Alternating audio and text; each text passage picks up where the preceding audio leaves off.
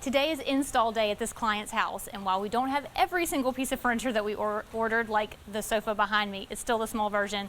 We've put all of the accessories out, and we are ready for her to really be able to utilize her outdoor space. What I love so much about this client is that we were able to use so much of what she already had in her space, bring in a few new things, combine them all together, and really get an amazing looking space. I want to show you how we did it.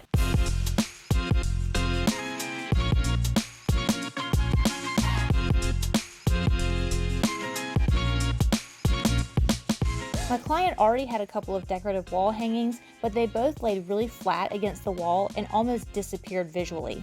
This round mirror and tiered planter with pothos draping over the sides adds some much needed depth and life to the patio.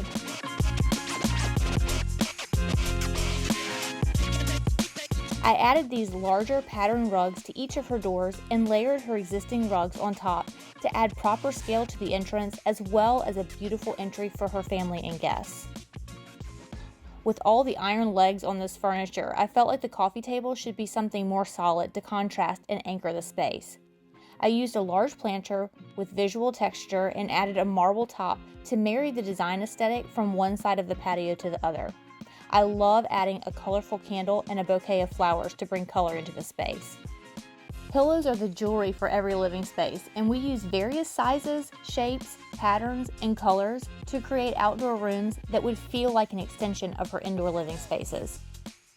I'm so happy that we were able to take this client's existing furniture and accessories, add a few new things, and completely transform her space into a place she will use year-round.